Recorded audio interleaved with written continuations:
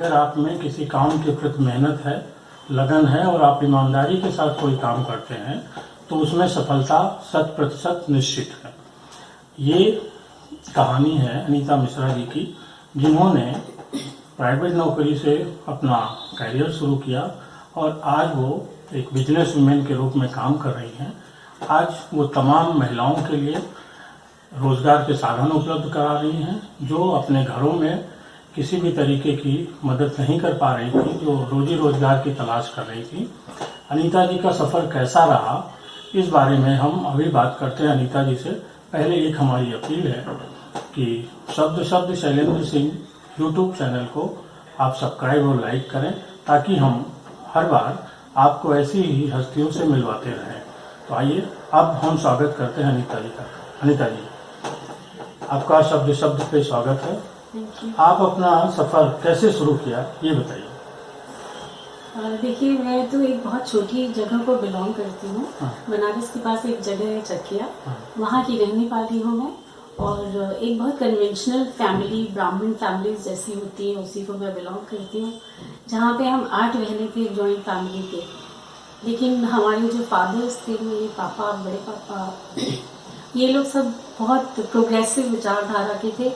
उनका ये कहना था कि बेटे भले ही आप उनके लिए कभी आप मतलब सेकेंडरी उनको ले लीजिए, बट बेटियों को हमेशा प्राइमरी रखना चाहिए और उनको हर वो मौका देना चाहिए कि वो अपने पैर पे खड़ी हो सकें। और शादी को वो हमेशा सेकेंडरी मानते थे। वो कहते थे लड़कियां अपने पैर पे खड़ी होंगी तो शादी अच्छी होती है। तो इसी विचारधारा के साथ हम लोग बचपन से लेके बड़े हुए और एक मीडियम क्लास फैमिली को बिलोंग करते थे। और उस फैमिली में बहुत सारे स्ट्रगल और सैक्रिफाइसेस के साथ हम लोगों को बहुत अच्छी अच्छी जगह पढ़ने भेजा, जहाँ कहीं भी हम लोगों ने सोचा वहाँ पे भेजा। और कैसे उन्होंने मैनेज किया होगा वो आज हम सोचते हैं। तो दिमाग में हम लोग के ये तो था ही कि कुछ ना कुछ तो करना ही है, क्योंकि हमारे पेरेंट्स ने इतना सैक्रिफाइस किया है तो कुछ ना कुछ तो करना ही पड़ेगा। तो पहले मेरी शुरू की जो ग्रेजुएशन तो हमने बनारस हिंदू यूनिवर्सिटी से किया था। उसके बाद लखनऊ आ गए और यहाँ पर हमने MCA किया। अच्छा। तो जिस टाइम हम MCA कर रहे थे उस समय MCA का काफ़ी अच्छा स्कोप रहता था, तो जनरली पढ़ते पढ़ते ही कैंपस से ही नौकरी लग जाती थी। लेकिन मेरे केस में ऐसा हुआ कि मैं जब पढ़ ही रही थी, मतलब फर्स्ट ईयर में ही मुझे एक जॉब मिल गई थी। और वहाँ पे कुछ सिलेक्शन के लिए लगा था, करके नोटिस बोर्ड पे रोज लगा रहता था इंटरव्यूज के लिए। तो इंटरव्यू देने बहुत सारी लड़कियां गए थे, जिसमें हम छांट दिए गए थे। अच्छा। क्योंकि हम अभी तो फर्स्ट ईयर में ही आपको रिजेक्ट कर दिया। हाँ, हम रिजेक्ट कर दिए गए थे। वहाँ पे 2-3 लड़कियां थी जिनका हो गया और हमारा नहीं हुआ, क्योंकि मुझे कहा गया कि अभी कंप्लीट करो अपनी स्टडीज। लेकिन by the grace of God या पेरेंट्स का और अपनी फैमिली का आशीर्वाद कहें कि जब वो जो लड़कियों का हुआ था उन लोग का कहीं और अच्छी जगह हो गया। वो लोग पास आउट थे MCA, तो बहुत जॉब मिल जाती थी। तो हम सेकंड लिस्ट में शायद रहे होंगे, तो फिर मुझे बुला लिया। अच्छा। तो मुझे जॉब वो मिल गई। आपको पढ़ाई के दौरान ही जॉब मिल गई थी। फिर बाद में मैंने अपने टाइमिंग्स वगैरह एडजस्ट करके और फिर हमने वो जॉब शुरू कर दी थी। तो वो कंपनी उस समय टाटा की थी, यूरेका फूड्स। वहाँ पे मेरी जॉब लगी पहले। वहाँ पे मैंने 10 साल फिर काम किया। मैंने कभी छोड़ा नहीं, क्योंकि वहाँ पे शुरुआत करने के साथ ही मुझे काफ़ी अच्छी ग्रोथ मिली। और शुरुआत में ही बहुत सारी फैसिलिटीज़ थी, जैसे टाटास ये लोग बहुत मास्टर पेज होते हैं, तो पेमेंट, सैलरी और फ्यूल भी मिलता था और लोन भी मिल गया था गाड़ी लेने के लिए। तो अच्छी एक शुरुआत थी। 10 साल मैंने वहाँ पे काम किया। उसके बाद हम किसी वजहों से बनारस शिफ्ट हो गए। उस जॉब में मेरा पास पूरा यूपी, पंजाब, कुछ टाइम के लिए MP भी था। मैं देखती थी पूरा रीजन, कस्टमर रिलेशंस डिपार्टमेंट का। तो फिर उसके बाद बनारस शिफ्ट होना पड़ा, क्योंकि मेरे हस्बैंड वहीं पर बिजनेस करते थे और ऐसा लग रहा था कि वो लखनऊ नहीं शिफ्ट हो पाएंगे। मुझे जॉब छोड़नी पड़ी। लेकिन कंपनी में बहुत सारे ऑफिसर्स थे मेरे साथ के, तो उन लोगों ने वहाँ पे एक पोजीशन क्रिएट करी बिजनेस पार्टनर की। तो लोगों ने वो पोजीशन क्रिएट करी और मैं फिर वहाँ पे उनकी बिजनेस पार्टनर बन गई सर्विस के लिए। मतलब उसी कंपनी में? हाँ, उसी कंपनी में। हाँ, बिजनेस पार्टनर बन गए। देखिए, ये होता है। तो बहुत सारे लोग थे जो, मतलब वो लोग चाहते नहीं थे कि हम छोड़ें। तो जब हम बिल्कुल ही, मेरा मजबूरी हो गई थी कि मेरे को अपनी फैमिली भी आगे प्लान करनी थी, शादी हो चुकी थी। तो फिर हम वहाँ पे बिजनेस पार्टनर हो गए। तो टोटल जॉब और बिजनेस पार्टनरशिप मिला के हमने 10 साल उस कंपनी के साथ काम किया। और उसके बाद फिर एक वही बात होती है ना कि मतलब हमेशा लेडीज को अपना कैरियर सैक्रिफाइस करना पड़ता है, बट आप अगर डेस्टाइन है किसी चीज के लिए तो it comes automatically to you. तो जैसे मैंने पहले नौकरी छोड़ी क्योंकि मेरे हस्बैंड के साथ मुझे रहना था, फिर मैं बिजनेस पार्टनर बन गई, वो भी मेरा बहुत अच्छा चल रहा था। तब मेरे पास बनारस, रामनगर, मुगलसराय ये पूरा एरिया था, मैं अकेली वहाँ पे बिजनेस पार्टनर थी जो पूरा बिजनेस उनका देखती थी। उसके बाद फिर से ऐसे कुछ बने ऐसी चीजें डेवलप हुई कि मेरे हस्बैंड को लखनऊ में अपना ऑफिस खोलना था, उनका ऑफिस ऑलरेडी और बनारस में भी था, और उनको देहरादून में खोलना पड़ा। मतलब उनको लखनऊ शिफ्ट होना हाँ, तो उनको ये हुआ कि मतलब उनकी कंपनी ने उनको सजेस्ट किया कि लखनऊ सेंट्रल प्लेस है तो आप लखनऊ हेड ऑफिस कर लीजिए। तो मेरे हस्बैंड फिर लखनऊ से शिफ्ट होने लगे, तो फिर मुझे वो अपना पूरा सेट बिजनेस छोड़ना पड़ा। और फिर ये सेकंड सैक्रिफाइस था जो मुझे कैरियर वाइज करना पड़ा। तो 10 साल नौकरी करने के बाद अनीता जी ने अपना नया बिजनेस शुरू किया। अब वो नया बिजनेस क्या है इस बारे में वो अभी डिटेल से फिर बता रहे हैं। तो फिर जब लखनऊ में शिफ्ट हुए हम लोग, तो फिर यही था कि क्या करें, कुछ और करें। तो बस पता नहीं कैसे लैक्मे का आ गया, हमारे एक हस्बैंड की जान पहचान के थे, तो उन्होंने बोला, सजेस्ट किया कि बात कर लो। फिर लैक्मे से बात हुई और बड़ी आसानी से, क्योंकि मेरे पास बिजनेस पार्टनरशिप का एक्सपीरियंस भी काफी लंबा था, तो बड़ी आसानी से फिर ये लैक्मे हमारा हो गया।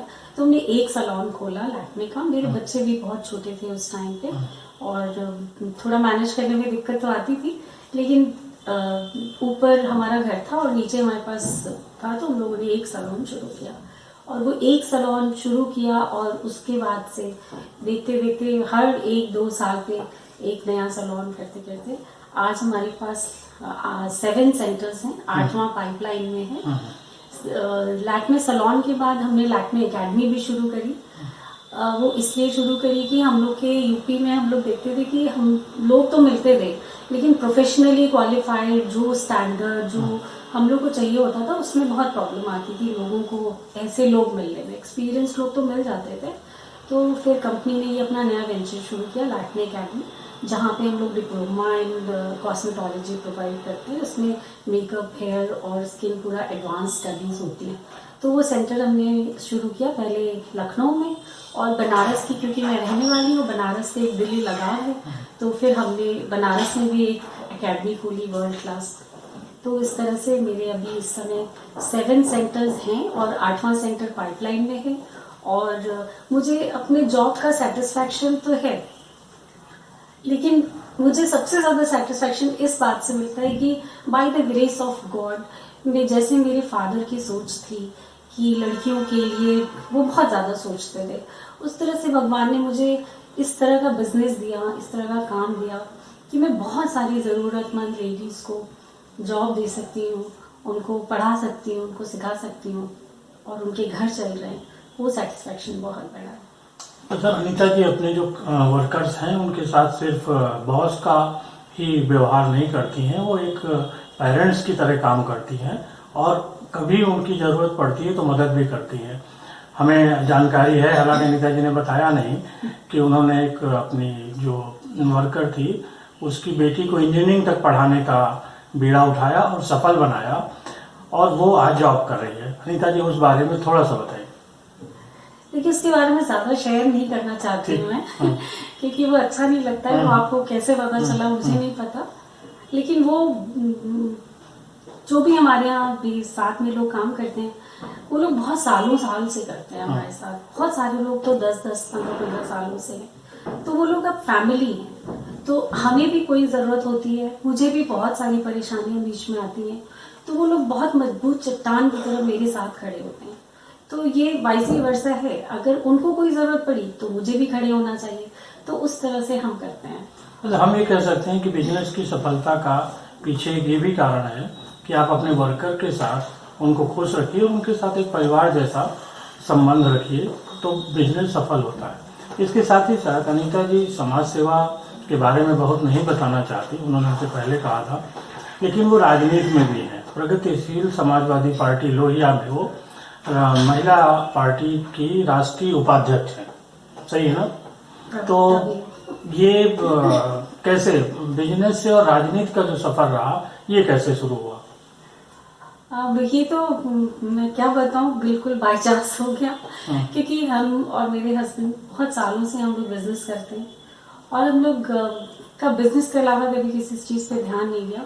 चांस की बात थी, बाय चांस हम लोग राजनीति में आए और राजनीति में भी शायद जिस परिवार के साथ हम लोग जुड़े हैं, जिनकी ये पार्टी है माननीय शिवपाल जी की, उनके साथ जुड़ाव की वजह से हम लोग इस पार्टी से जुड़े।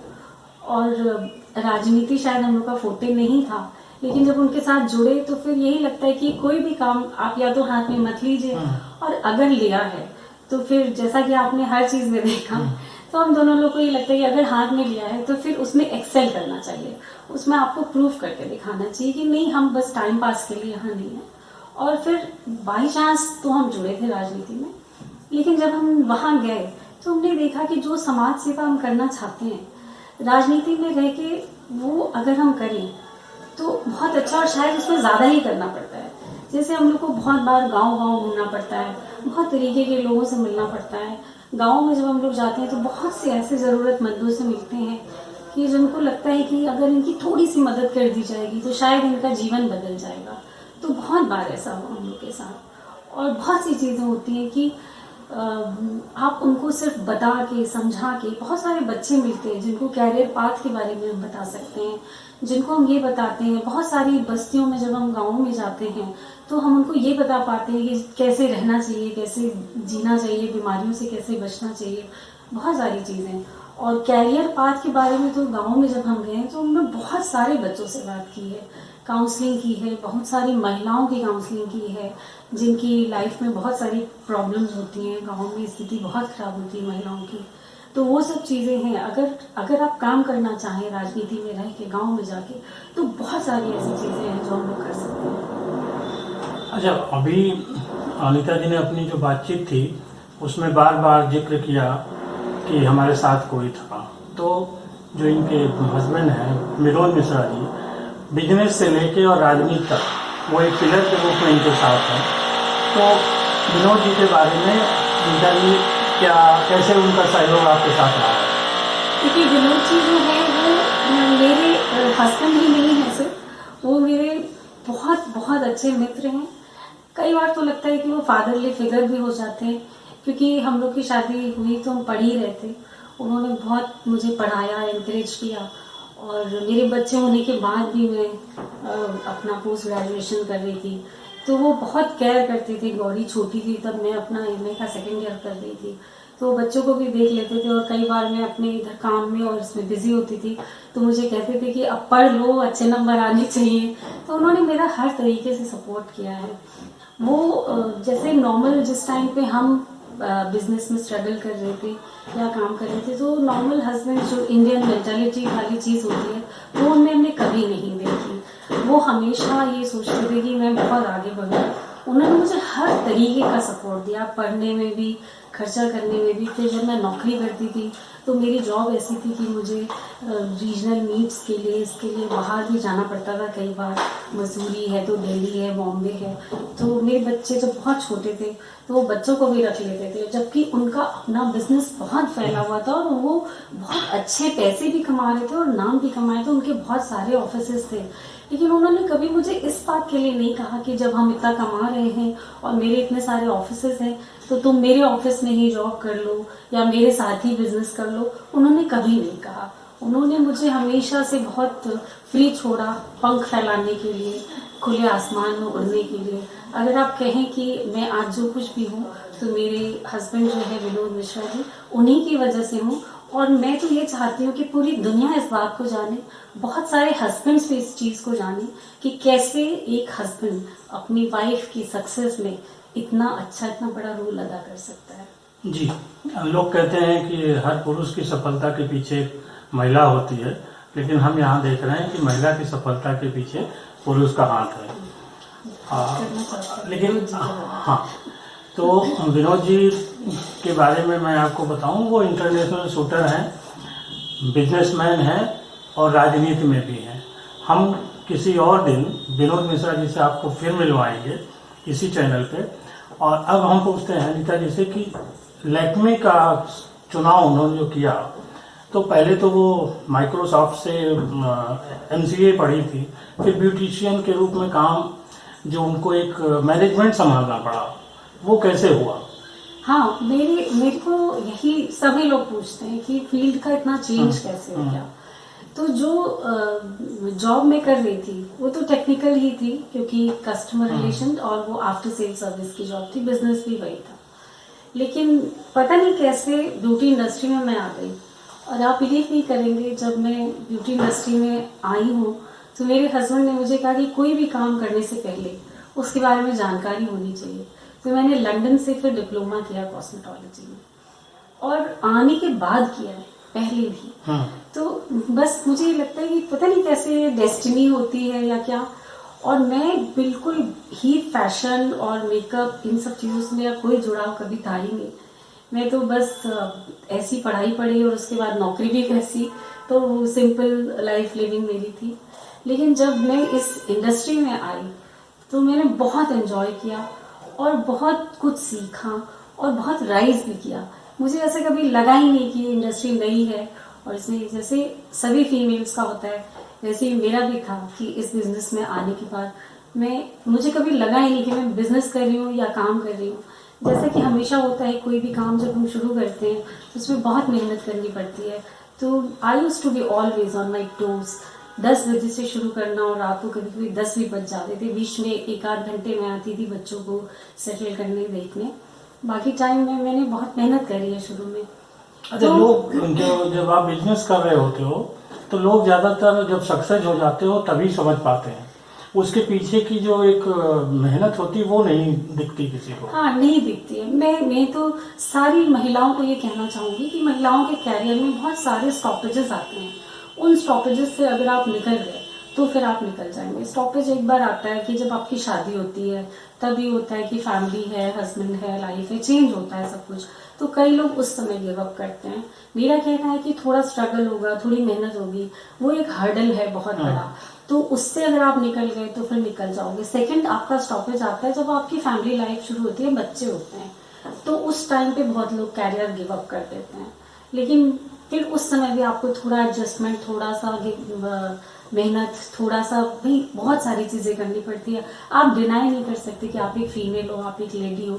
भगवान ने ही आपको वो कैपेसिटी दी है, कैपेबिलिटी दी है कि सृष्टि की संरचना भी आपको करनी है और बच्चे, फैमिली भी आप ज्यादा अच्छी तरह देख सकते हो। तो वो सब करना ही पड़ता है। उसको लेके ये शिकायत की हम घर भी देखें, हम बाहर भी करें, कैसे होगा, ये बेईमानी है। आपको भगवान ने इस लायक बनाया है, आप कर सकते हो दोनों चीज। तो वो स्टॉपेज पे अगर आप एक बार निकल गए तो फिर आपको सफल होने से कोई नहीं रोक सकता है। बस मेहनत करने से कभी नहीं डरना चाहिए, मेहनत तो आपको करनी पड़ेगी। अच्छा, आप इतनी सारी महिलाओं के साथ काम कर रही हैं, आपके यहाँ वर्किंग सब महिलाएं ज्यादातर। महिलाओं की स्थिति में पिछले जो 10-15 साल जब से आपने शुरू किया है, क्या देख रही है समाज में बदलाव? काफी, बहुत ज्यादा। जैसे मैं तो by the grace of God, भगवान की कृपा से ऐसी फैमिली से थी कि हमारे पेरेंट्स भी बहुत सपोर्टिव थे और फिर मेरे हस्बैंड भी बहुत सपोर्टिव थे। लेकिन जो लड़कियां हमारे पास काम करने आ रही थी, उनका मैंने बहुत स्ट्रगल देखा। शुरू में बहुत ज्यादा था कि उनकी सक्सेस बहुत ज्यादा हो जाने पर भी घर में प्रॉब्लम्स होती थी। उनके घरों में उनके हस्बैंड सपोर्ट नहीं करते थे। लेकिन अब थोड़ा चेंज आया है। अब हस्बैंड्स को मैं देखती हूँ कि वो खुद छोड़ने भी आ जाते हैं, लेने भी आ जाते हैं। ज्यादा रात हो जाती है तो भी कोई दिक्कत नहीं है। तो अब काफी चेंज आया है। अब समाज में भी ऐसा हो गया है कि हस्बैंड वाइफ दोनों काम करना चाहते हैं, नहीं करें तो थोड़ी मुश्किलें भी आती हैं। तो काफी चेंज आया है। फिर भी अभी वो बात तो अभी बहुत सारी चीजों में और प्रोग्रेस होना बाकी है। काफी चेंज आया है। अब आप राजनीति में आई हैं तो कुछ नया बदलाव होगा। कोशिश करेंगे और हम कोशिश हमेशा कामयाब होती है। मेरी लाइफ में तो ऐसा ही पाया, हमने जो भी कोशिश की है उसमें हम कामयाब हुए। आप लोग की दुआएं नहीं तो जरूर कामयाब होंगे। नहीं, बिल्कुल आप ऐसे ही कामयाब रहिए और हम लोगों की सारी दुआएं आपके साथ हैं। तो ये थी अनीता मिश्रा जी की सफलता की कहानी। आप जुड़े रहिए हमारे साथ। अगले किसी एपिसोड में फिर दूसरी सफलता की कहानी हम आपको लेके आएंगे। तब तक के लिए आपका बहुत बहुत आभार, शुक्रिया। और अनिता जी आपको भी बहुत आपको भी बहुत बहुत धन्यवाद शैलेंद्र जी। आप हमारी जो सक्सेस बात है इसमें शैलेंद्र जी का बहुत बड़ा रोल है। और मैंने ये भी देखा कि शब्द शुरू हुआ तो पहला नाम शायद शैलेंद्र जी के मन में मेरा ही आया था। वो एक बात अलग है कि डिले हो गया। तो मैं बहुत बहुत बहुत थैंकफुल हूँ आपकी। मेरी सक्सेस की पहली पायदान लखनऊ में जो शुरू हुई थी तब से लेकर आज तक मेरे सच्चे साथी हैं आप। Thank you. धन्यवाद।